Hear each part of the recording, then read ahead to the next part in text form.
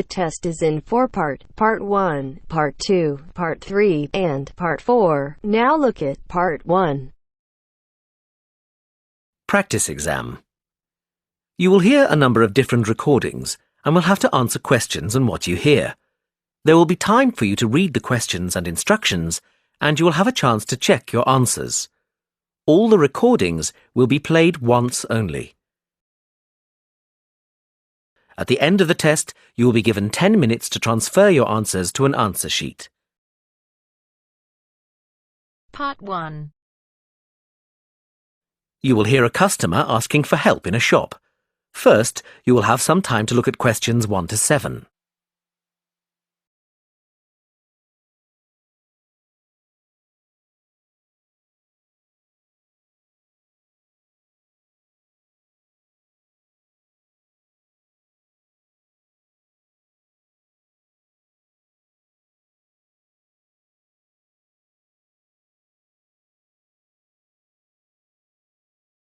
Now we shall begin. You should answer the questions as you listen, because you will not hear the recording a second time. Listen carefully and answer questions 1 to 7. Excuse me, where are the dresses?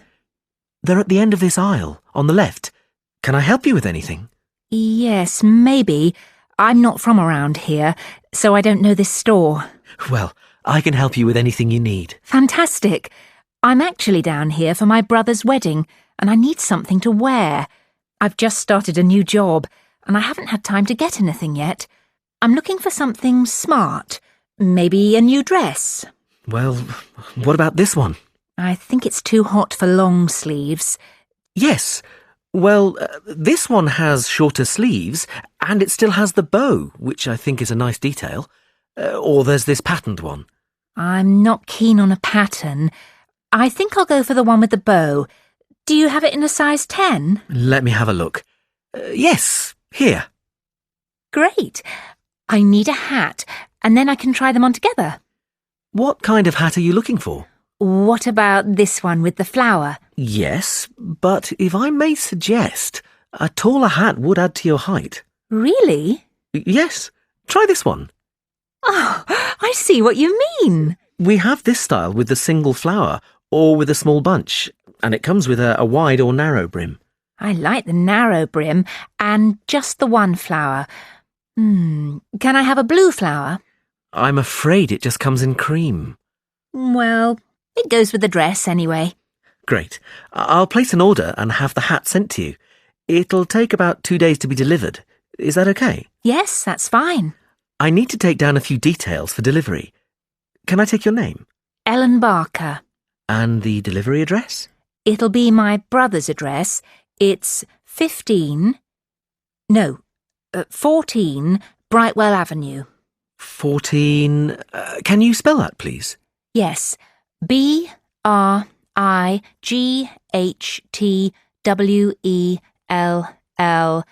Avenue, Staybridge, Kent, DA4 7DF. And can I take a contact number? Yes, my mobile is 03221 7774. 03221 7775. No, it's a 4 at the end. Oh, sorry, I've got it now. We can deliver on May the 12th. We can't specify an exact time, just morning or afternoon. Any time in the early morning is fine. And how would you like to pay? Visa. Great. That comes to £32.25. OK, thanks. Before you hear the rest of the conversation, you have some time to look at questions 8 to 10.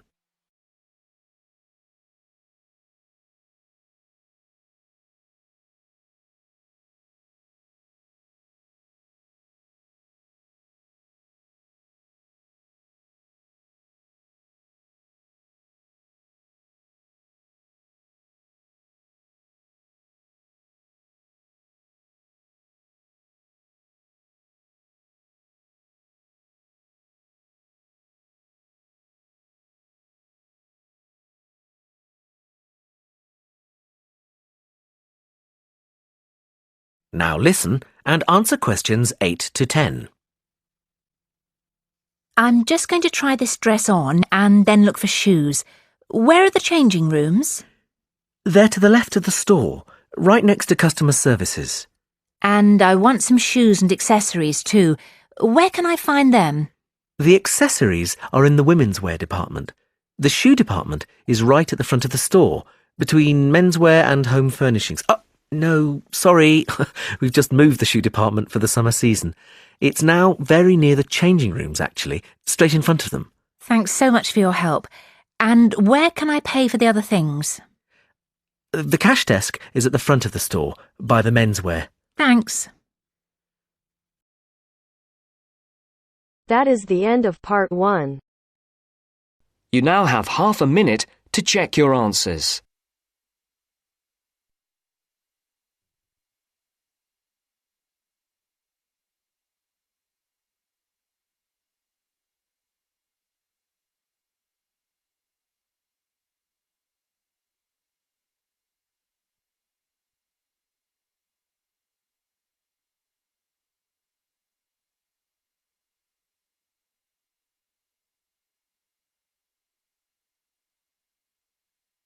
Now turns to part 2. Part 2. You will hear some information about a medical museum in London called the Hunterian Museum, which is part of the Royal College of Surgeons. First, you have some time to look at questions 11 to 15.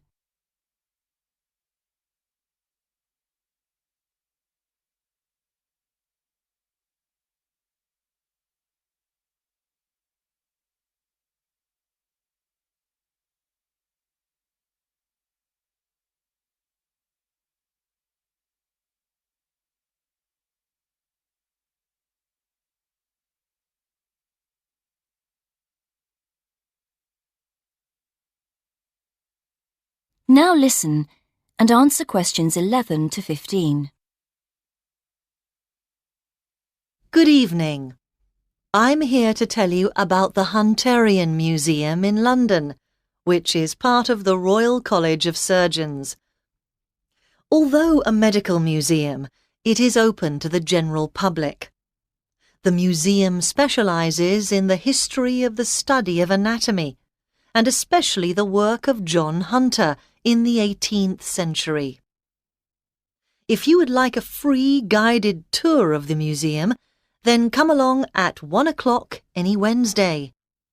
Spaces on the tour are limited to 25 though, so it's best to reserve a place by phone, and these tours are for individual members of the public, families, and small groups of friends only.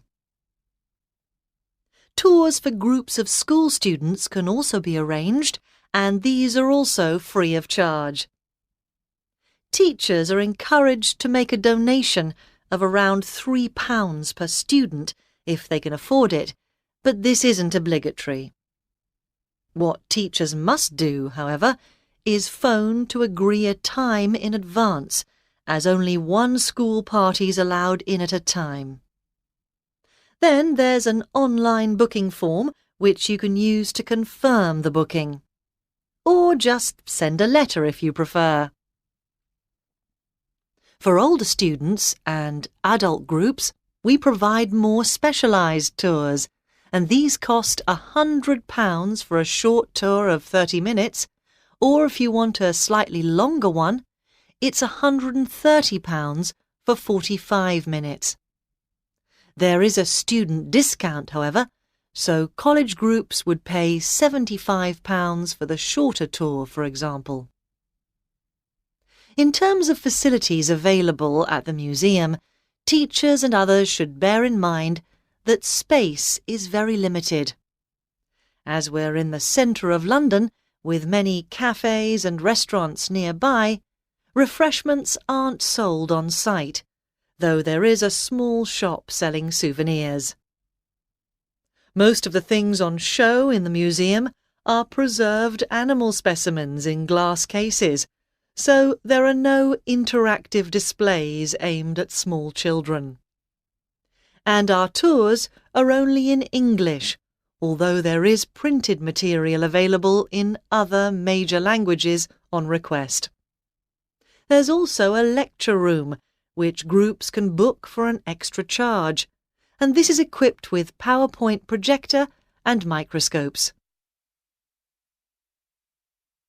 Before you hear the rest of the presentation, you have some time to look at questions 16 to 20.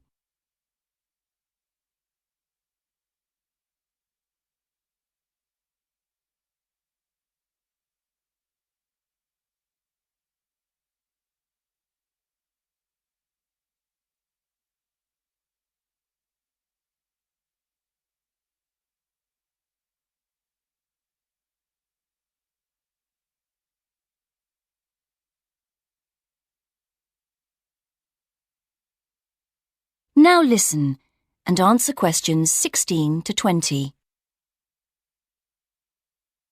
Next, a bit about the history of the museum and the preserved animal and plant specimens you can see there. The museum's named after John Hunter, who was a pioneer in the study of anatomy.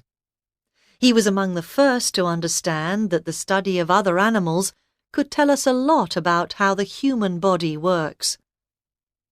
John Hunter was born in 1728 and came to London to work as an assistant in an anatomy school in 1748. Here John did his training in the study of human anatomy. It was after 1760, however, that he turned his attention to animals. That's when he became a surgeon in the army, spending 3 years in France and Portugal, where he started collecting and preserving animal specimens such as lizards. On his return to London in 1763, Hunter set up in private practice and started to build up his collection of specimens.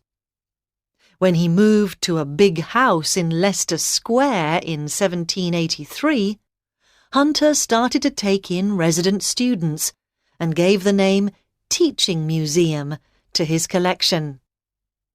By the time of his death in 1793, Hunter had collected specimens from all over the world, including the first kangaroo to be seen outside Australia.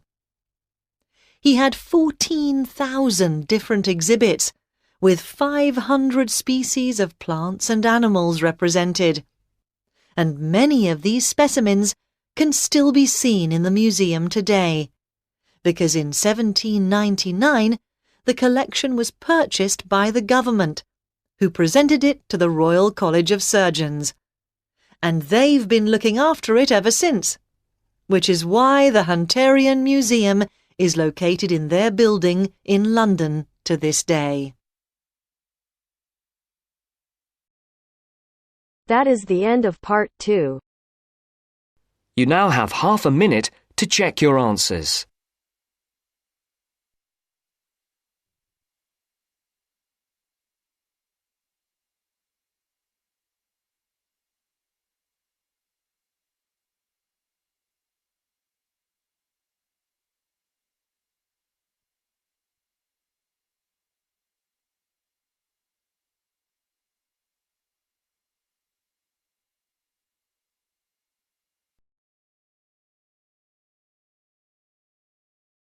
Now turns to part 3. Part 3. You'll hear a man talking about living and working on Trinidad.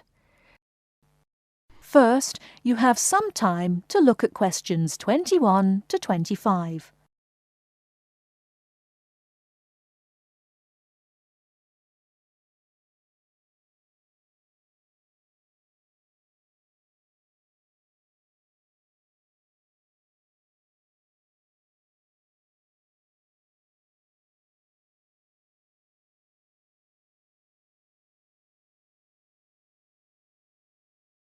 Now listen carefully and answer questions 21 to 25. Hi, I'm Steve Pinfold, and I'm here today to tell you about my gap year, which I took about 20 years ago. Unlike many students these days who go travelling or get some work experience between school and university, I decided to do something completely different after finishing my degree. I applied to work for a charity organisation. What it does is it sends people with particular skills to countries where those skills are needed. Apart from having some experience teaching English to summer school students, I didn't have any particularly useful skills, I thought, but luckily I was still accepted. I had to find the money for the flight, but you get free accommodation. I stayed with a family of 5. And you do get paid, but not much. It's a bit like pocket money, enough to get by. I worked in an orphanage and taught English at a local school. Where was I? Well, originally I was going to be sent to a village in India, but at the last minute the organisation decided to send me to Trinidad. Now, this is a fascinating place. It's an island in the Caribbean. Well, in fact, the country is actually 2 islands. The smaller one is called Tobago, which is connected somehow to the word tobacco. Anyway, there I was, a young white guy living and working on an island which is mostly a mixture of descendants from Africa and India. The Africans were originally brought over as slaves, and the Indians came later as indentured workers. That means they agreed to come for a specific time, but many of them stayed. There are also some Trinidadians of Chinese and British origin, though the native inhabitants were basically wiped out by colonialization. I myself felt completely accepted and had the time of my life. The language everyone speaks is English, so there was no problem for me there, but some concepts don't quite translate. They're pure Trinidadian. There's the term liming, for example, which means sitting around watching the world go by. Also, there's the famous carnival, when the whole island is taken up in playing mass. For a whole month, around February or March, it depends when Easter is, everyone's busy preparing costumes, practicing calypsos, soca and steel pan music, and most importantly, partying. Before you hear the rest of the talk, you have some time to look at questions 26 to 30.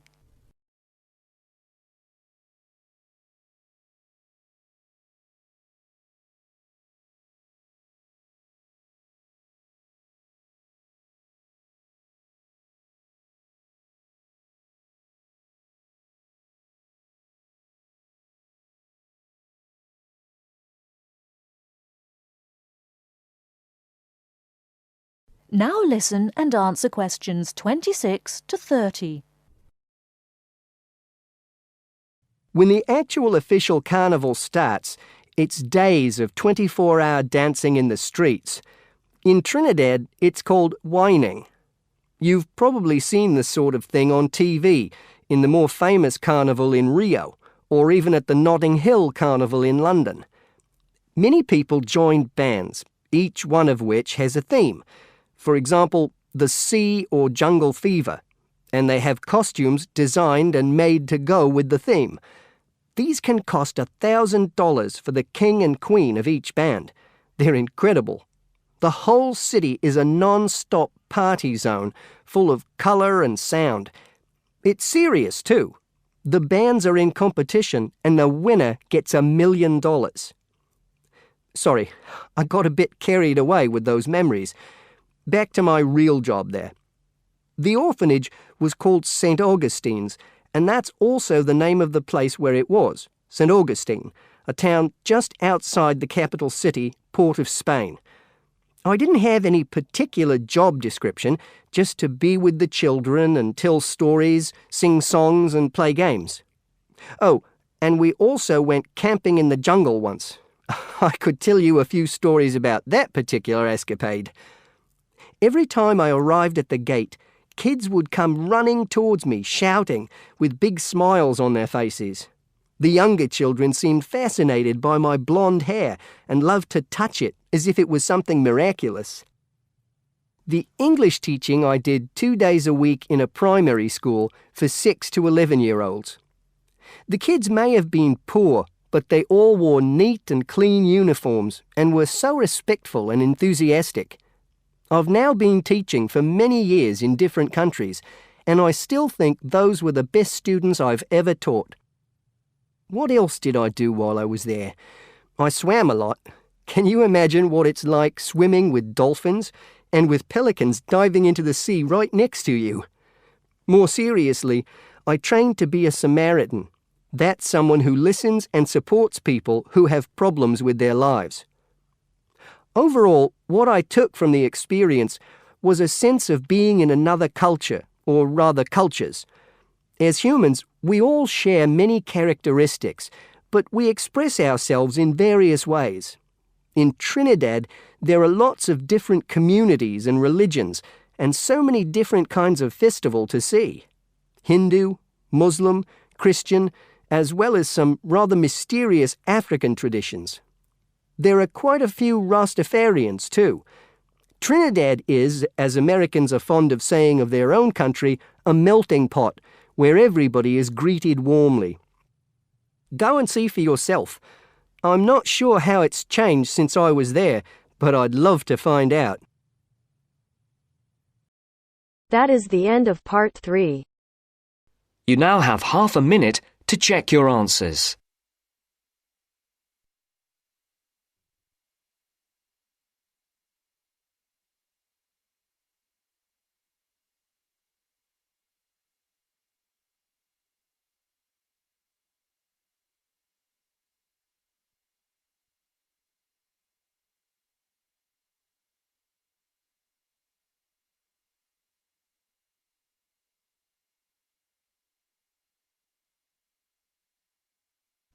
Now turns to part 4.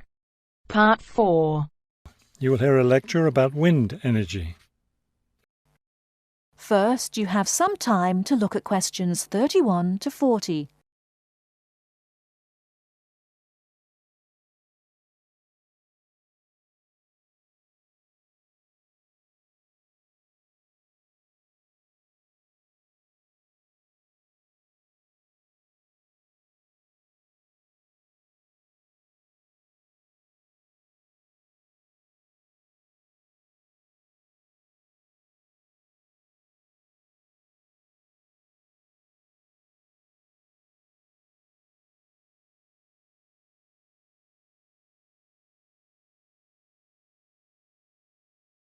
Now, listen carefully and answer questions 31 to 40.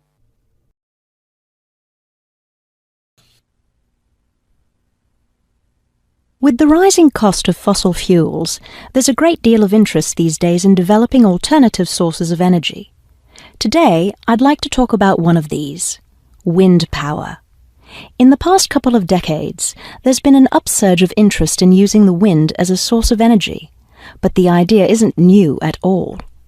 People have been harnessing the power of the wind for centuries, ever since ancient peoples first used sailboats. In ancient China, farmers used a rudimentary sort of windmill to pump water. Wind power was used in other parts of the ancient world as well. In Persia, for example, farmers used wind-powered mills to grind their grain. During the Middle Ages, in the Netherlands, people went back to the ancient idea of using the power of the wind to move water. They used windmills to drain lakes, thereby creating more land for farming. At present, people around the world are using the wind to generate electricity, some old methods, some new. Is this the solution to our modern energy problems? Well, as with anything, there are both advantages and disadvantages to using wind power. Let's take a look at some of the reasons to use wind power. One of the biggest problems with using fuels, such as oil and coal, is pollution. Wind power, on the other hand, is clean. It causes no pollution and therefore doesn't contribute to global warming. Another great advantage of wind power is that it's a renewable resource. Oil and coal reserves are limited, but we'll never run out of wind. Economics is another reason to use wind power. Using the wind to generate electricity costs less, much less, than running other types of generators. In addition, since wind turbines don't take up much land, the land around them can be used for other purposes, such as farming. There are disadvantages, however. Even though generating electricity with wind is relatively inexpensive, the technology isn't cheap. The initial costs of setting up wind turbines can be quite high. Another issue is reliability. Wind doesn't blow at a constant strength. Therefore, at times, a lot of electricity can be produced, while at others there may be little or none. Wind turbines usually have to be located in rural areas where the land is open. Their distance from cities, where the most electricity is needed, is another issue. Although wind is considered to be a clean source of energy, wind turbines cause their own sort of pollution.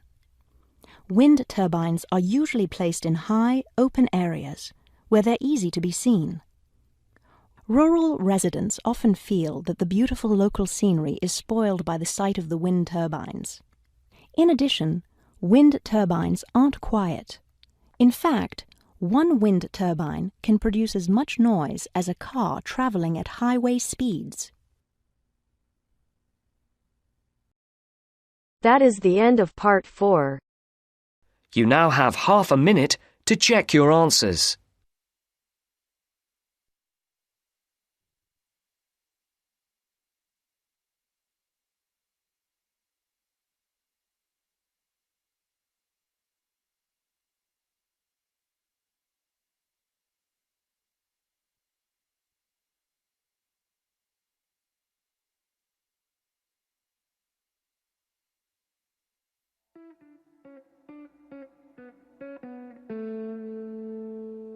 That is the end of the test. You now have 10 minutes to transfer your answers to your IELTS Listening answer sheet.